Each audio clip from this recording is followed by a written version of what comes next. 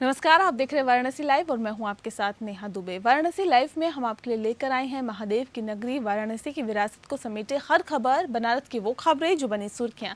इस बुलेटिन में हम आपको कोरोना संकट के बीच में राजनीति से लेकर सामाजिक सरोकार से जुड़ी हर खबर से कराएंगे रूबरू।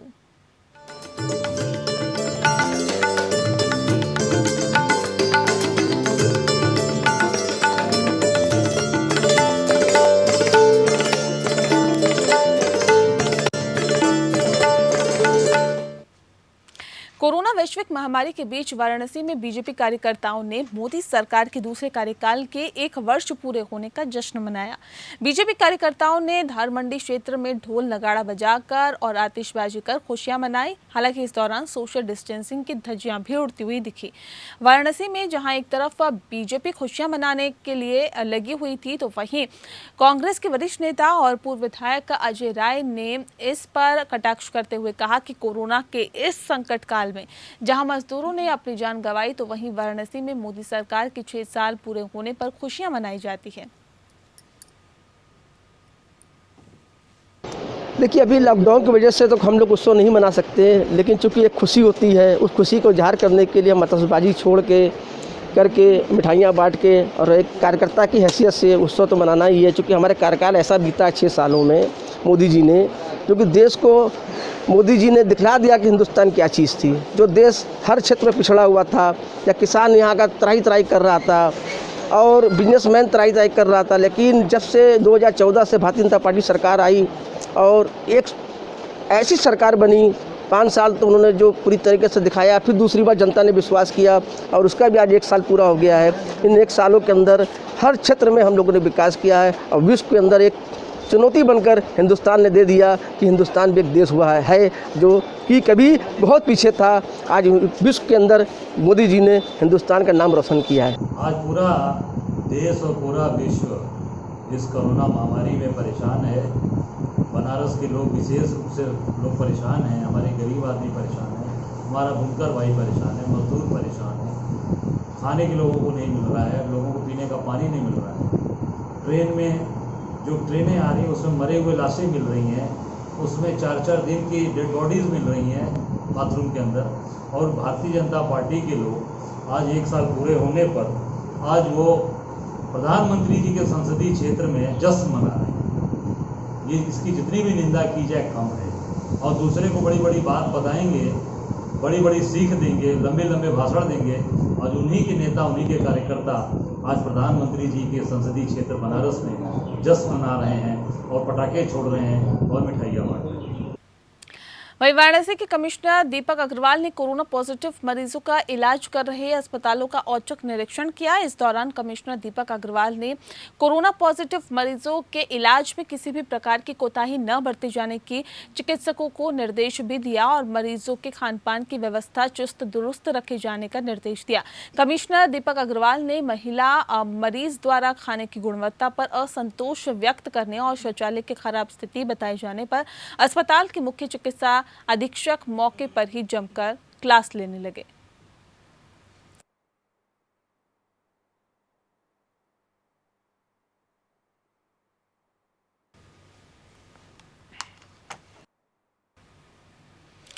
वहीं जिला अधिकारी कौशल राज शर्मा द्वारा भीषण गर्मी को देखते हुए शनिवार को रेल प्रशासन को 5 पेटियों में 1-1 किलो के ग्लूकोज डी और के 80 डब्बे यहां पर देखे गए और 2 डब्बों में 720 पाउच इलेक्ट्रॉल के पैकेट उपलब्ध कराए गए। इसके अलावा भोजन वितरण काउंटर पर स्काउट गाइड के छात्रों द्वारा सेवा दी जा रही है। कैडेट्स की शिफ्ट वार ड्यूटी लगाई जाती है। इसके अलावा जिलाधिकारी ने ड्यूटी कर रहे कैडेट्स को किसी प्रकार के खान पान की दिक्कत ना हो, इसके लिए तहसीलदार सदर के निर्देशित भी उनको किया गया। इस मौके पर एडीएम सदर ने ट्रेनों से आने वाले प्रवासियों को जानकारी दी। कोरोना वायरस की जांच के लिए बीएचयू ने एक बहुत बड़ी उपलब्धि हासिल की है, जिसके तहत जो जांच पहले 3 से 4 दिन में होती थी, वे जांच अब केवल 2 घंटे में भी और उससे भी कम वक्त में पूरी हो जाएगी, जिससे कि कोरोना की जांच अधिक से अधिक हो पाएगी। इस संबंध में microbiology head of department doctor Sampa Anuprabha ने बताया है कि वाराणसी के लिए ये एक बहुत ही गर्व की बात है। बीएचयू ने कोरोना वायरस की जांच में एक बहुत ही बड़ी उपलब्धि हासिल की है। इसके तहत जो जांच पहले 3 से 4 दिन में होती थी, वही जांच अब टूनेट मशीन के आ जाने से केवल 2 घंटे में या फिर उससे भी कम वक्त में पूरी हो सकेगी, जिससे कि समय की बचत तो होगी ही, इसके अलावा अधिक से अधिक लोगों की जांच भी हो पाएगी। हालांकि ये मशीन एक बार में सिर्फ एक ही सैंपल टेस्ट कर सकती है। इस मशीन के साथ ज़्यादा लोगों की जांच नहीं की जा सकती, लेकिन कम से कम वक्त में ये जांच रिपोर्ट दे देती है। और ऐसे में ये मशीन कितनी कारगर साबित होगी, ये तो आने वाले वक्त में ही पता चलेगा। ये मशीन का नाम है ट्रूनेट और ये पहले तो बना था टीबी के लिए, लेकिन अभी वो मशीन कोरोना डायग्नोसिस के लिए यूज़ हो रहा है। This is totally made in India और चिप बेस्ड टेक्नोलॉजी है और rapid point of care test है। पॉइंट ऑफ केयर मतलब हम लोगों को बहुत ज़्यादा इसमें इंफ्रास्ट्रक्चर में खर्च नहीं करना होता है और पेशेंट से सैंपल आता है। अगर वो वायरल लाइसिस मीडियम में ट्रांसपोर्ट हो जाता है तो हमको कोई बायोसेफ्टी प्रिकॉशंस भी लेने की ज़रूरत नहीं है। और वायरल ट्रांसपोर्ट मीडियम में आजकल सैंपल ट्रांसपोर्ट हो रहे हैं, तो उसके लिए हम लोगों को फिर बायोसेफ्टी कैबिनेट के अंदर उसको ट्रांसफ़र कर रहे हैं एक वायरल लाइसिस बफर में। फिर वो बफर से हम लोग ओपनली, वो कोई बायोसेफ्टी कैबिनेट उसके बाद की रिक्वायरमेंट नहीं है।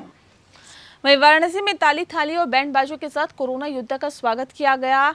लम्हे के इंद्रेश नगर में कोरोना योद्धा डॉक्टर निरंजन श्रीवास्तव पंडित दीनदयाल उपाध्याय अस्पताल में कोरोना संक्रमितों की सेवा कर 28 दिन बाद वापस घर लौटे। तब विशाल भारत संस्थान के सभी सामाजिक कार्यकर्ताओं और बच्चों ने बैंड बाजों के साथ पुष्प वर्षा कर डॉक्टर निरंजन का एक विजयी योद्धा की तरह स्वागत किया। दरअसल जितने भी लोग पूर्णकालिक कोरोना संक्रमितों की सेवा कर रहे थे, सरकार ने उन्हें घर जाने से मना कर दिया था। सेवा के बाद स्वास्थ्य कर्मियों की कोरोना जांच हुई, नेगेटिव पाए जाने पर घर जाने की इजाजत दी गई। मेरी ड्यूटी पंडित दीनदयाल चिकित्सालय वाराणसी जो लेवल 2 का हॉस्पिटल सरकार द्वारा स्थापित किया गया है कोरोना पॉजिटिव मरीजों के उपचार के लिए, वहाँ लगी हुई थी। और 14 दिन ड्यूटी करने के बाद फिर पैसिव क्वारंटाइन में रहने के बाद हम लोगों को आज घर जाने की अनुमति मिली है। तो आज विशाल भारत संस्थान द्वारा एक उत्साहवर्धन समारोह, मैं इसको कहूँगा कि रखा गया था और मेरा उत्साहवर्धन करने के लिए। और पंडित दीनदयाल हॉस्पिटल में कार्यरत डॉक्टर निरंजन श्रीवास्तव ने लगातार 28 दिनों तक कोरोना संक्रमित लोगों की सेवा की, उनकी देखभाल किया, उनका ब्लड जांच किया और उसके बावजूद कोरोना संक्रमित लोगों की सेवा करने के बावजूद सही सलामत घर वापस आए। तो आज उनका हम लोगों ने कोरोना योद्धा के रूप में सम्मान किया। ये कोरोना से नेक टू नेक फ्रंट पे सीधे लड़ रहे थे और ऐसे में कोरोना को मात देकर घर वापस लौटे हैं। तो ऐसे कोरोना योद्धाओं का विशाल भारत संस्थान ने सम्मान किया है ताकि इनका मनोबल बढ़ा रहे। वहीं लॉकडाउन में कुल्लियों की जिंदगी बहुत ही मुश्किलों से बीत रही है और ऐसे में लॉकडाउन में ट्रेनें बंद है, ना कोई पैसेंजर है और ना ही किसी तरह के माल ढुलाई की यहाँ ज़रूरत पड़ती है। 2 महीने से कुल्लियों का रोजगार बेहद ठप है और ऐसे में इनके लिए परिवार को पालना भी दूभर हो गया है। अब इन्हें पूरी तरह से रेल के परिचालन का इंतजार है, साथ ही रेलवे और जिला प्रशासन से मदद की उम्मीद भी है।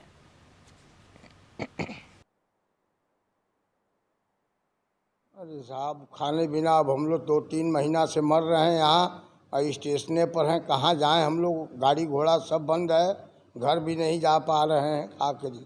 अरे दिक्कत साहब, खाने पीने का अब 1 रुपया नहीं है, हम लोग भूखे मर रहे हैं। अब क्या बताएं आप साहब, बच्चे सब यहीं पड़े हैं, क्या करिएगा। 4-5 लड़के हैं, 1 लड़की है, 2-3 ठो नाती हैं। वो लोग सब लोग तड़फड़ा रहे हैं भूखे और हम लोग एकदम तबाह हैं। अरे ऐसा आ गया कि ऐसा तो कभी जीवन में नहीं आया था। हमारा उम्र 60-70 साल का हुआ साहब, आज तक ऐसा जीवन कभी रेलगाड़ी बंद नहीं हुआ साहब। सर यही पैसेंजर जो आते हैं सब उनका सामान लेके गाड़ी में चढ़ाना और फिर बाहर निकालना, उनको उनके सही जगह पहुंचाना। सर ये लॉकडाउन लगा है 22 तारीख से, उसके बाद से न कोई रेलवे वाला आया, न कोई संस्था आई, न कोई समाज सेवा वाला आया हम लोग को खबर लेने के लिए। 2 महीने से ऊपर हो गया, इसी तरह हम लोग बस भूख से तड़पड़ा रहे हैं, पैसे के लिए परेशान हो रहे हैं। कूली के लिए फिल्में तो सर बहुत बनी, कूली नंबर 1 बनी, फिर अमिताभ बच्चन की कूली बनी, कई फिल्में बनी, पर आज तक बस वो फिल्म तक ही रह गया। असल जीवन में कभी ऐसा नहीं हुआ। ये अचानक कोरोना को लेकर ये जो ट्रेन स्थगित हो गई है, इससे हम लोगों की समस्या बहुत ज़्यादा हो गई है गंभीर समस्या। जैसे कि अपने परिवार के अकेले कमाने वाले हैं हम, और घर में आज पिछले 2 महीने से जनता कर्फ्यू से पहले हम लोग घर पर बैठे हैं और बहुत ज़्यादा अपने परिवार के अकेले कमाने वाले हैं, बहुत ज़्यादा परेशानी है। इतनी संस्थाएं वगैरह हैं, हम लोगों को कोई कुछ दिया नहीं अभी तक।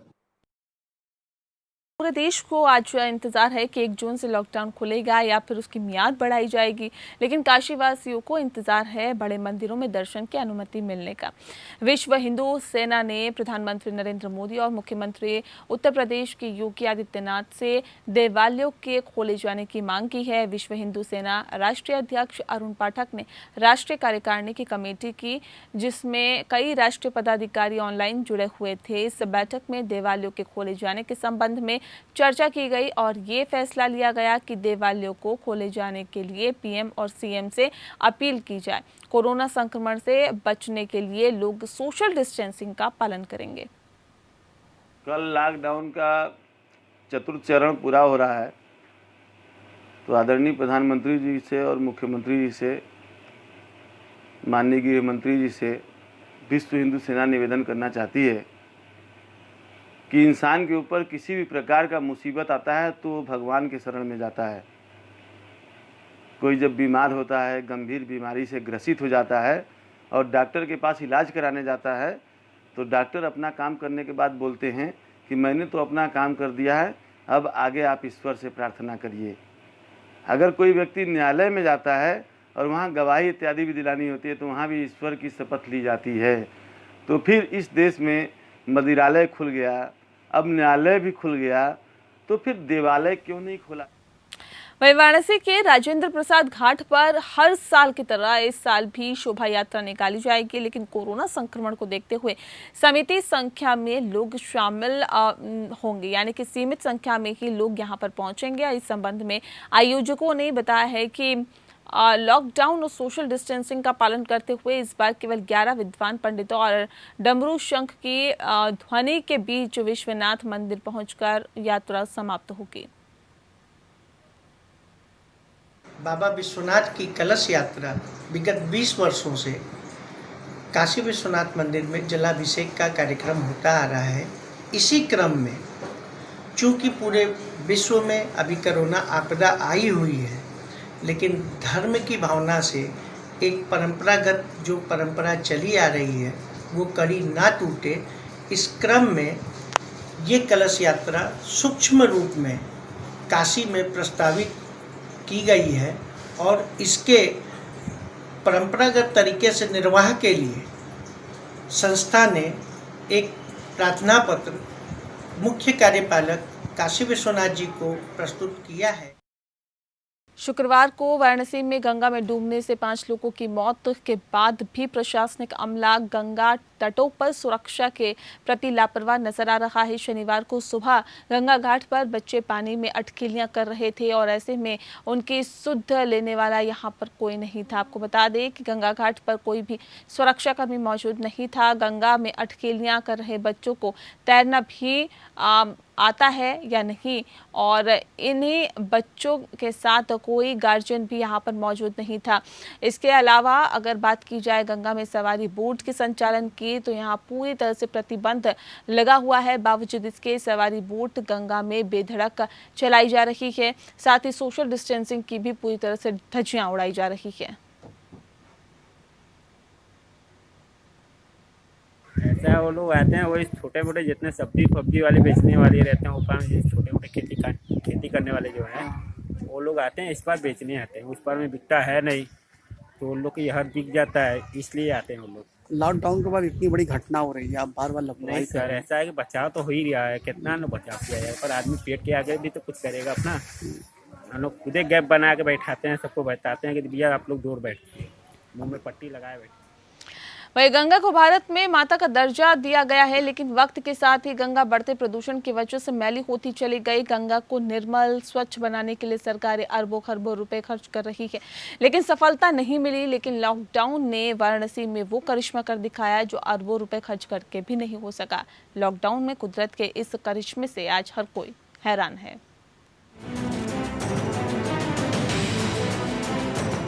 कोरोना वायरस के खतरे के बीच प्रकृति जीवन की नई उम्मीद दिखा रही है, जहां प्रदूषण नहीं बल्कि शुद्ध आबोहवा। कोरोना की वजह से लॉकडाउन के दौरान देश में प्रदूषण में लगातार कमी आ रही है। हवा तो साफ हो रही है, साथ ही साथ नदियों में भी साफ पानी बह रहा है। 24 मार्च को लॉकडाउन का ऐलान होने के बाद से गंगा नदी पहले के मुकाबले 40 से 50% साफ नजर आ रही है। लॉकडाउन में वाराणसी में भी गंगा खिलखिला रही है। भगवान शंकर की नगरी वाराणसी के लोगों ने गंगा का ऐसा स्वरूप पहले कभी नहीं देखा था। आज वाराणसी में गंगा स्वच्छ और निर्मल नजर आ रही है। पहले की तरह ना तो घाटों पर लोगों की भीड़ है और ना ही फैक्ट्रियों का गंदा पानी गंगा में गिर रहा है। वाराणसी में गंगा में होने वाले कुल प्रदूषण में उद्योगों की हिस्सेदारी 10% होती है। लॉकडाउन की वजह से उद्योग धंधे बंद हैं, इसलिए स्थिति बेहतर हुई है। पहले की अपेक्षा वाराणसी में गंगा की स्थिति में 40 से 50% सुधार दिख रहा है। जब से लॉकडाउन हुआ है तब से गंगा स्वतः धीरे धीरे साफ होना शुरू हो गई है। मैं आपको दिखा दूं, लॉकडाउन के पहले ये गंगा का पानी बिल्कुल दूषित नज़र आता था, पर जब से लॉकडाउन हुआ है आज ये पानी काफ़ी हद तक साफ नज़र आ रहा है। वैज्ञानिकों का मानना है लॉकडाउन के बाद से ही लगभग गंगा का पानी 40 से 50% साफ हुआ है। कोरोना के खौफ के बीच लॉकडाउन लगने से लोगों को भले ही परेशानी हो रही है, लेकिन गंगा के साफ होने से वाराणसी के स्थानीय लोग काफी खुश नजर आ रहे हैं। आज यहाँ पे 80 घाट पे आने का मौका मिला है और मैं देख रहा हूँ कि गंगा का पानी, जो गंगा माँ का पानी इसके पहले था, आज दोनों में बहुत डिफरेंस है। आज साफ दिखाई दे रही हैं अंदर, मतलब कि जैसे कुछ अगर पड़ा हुआ है तो घाट किनारे आप खड़े हो जाइए, देखिए अंदर झलक रहा है कि पत्थर है कि क्या है। इसकी क्या वजह देख सकते इसका इसका सबसे बड़ा वजह यह है कि सारी फैक्ट्रियाँ बंद हैं। जो मांस मच्छी काटते थे लोग, उसका पानी जो गंगा में जा रहा है वो पोल्यूशन एकदम मुक्त है। लोग गंगा किनारे नहा नहीं रहे हैं, घाट पे कपड़ा नहीं धो रहे हैं, तो आप समझ लीजिए कि अगर ये और कुछ दिन हो गया तो गंगा एकदम पहले जैसी निर्मल और स्वच्छ हो जाएंगे। लॉकडाउन के दौरान जो है, जो 10 दिन में इधर वातावरण स्वच्छ हुआ है और खासकर जो गंगा जल स्वच्छ हुआ है, ये हमें लगता है कि किसी ने सोचा भी नहीं होगा कि लॉकडाउन का एक तरह हमारी इकोनॉमी पे इतना बुरा प्रभाव पड़ रहा है, लेकिन हमारे वातावरण पे इतना अच्छा प्रभाव पड़ेगा ये किसी ने सोचा नहीं होगा। जरूर कष्ट हो रहा है। यहाँ पे मैं आया हूँ आज और देख रहा हूँ नावें सारी खड़ी हुई हैं। आमतौर पर पर्यटक इस पे सैर करते रहते हैं। कष्ट का विषय भी है, लेकिन जिस तरह से गंगा जल स्वच्छ है और वातावरण स्वच्छ है, इससे हम लोग को सुख की अनुभूति जरूर हो रही। कोरोना ने सचमुच हमारी दुनिया को बदल दिया है। भले ही कोरोना ने हमें बेहिसाब जख्म दिए हैं, लेकिन कोरोना से बचने के लिए इंसानों ने जिस लॉकडाउन का सहारा लिया है, उसने प्रकृति को इंसानों के दिए जख्म को भरने का मौका दिया है। लॉकडाउन से देश भर की नदियां स्वच्छ हुई है, आबोहवा साफ हुई है और प्रकृति आज खुद पर इतरा रही है। Bureau report. और चलिए इसी के साथ फिलहाल इस बुलेटिन में इतना ही। नमस्कार।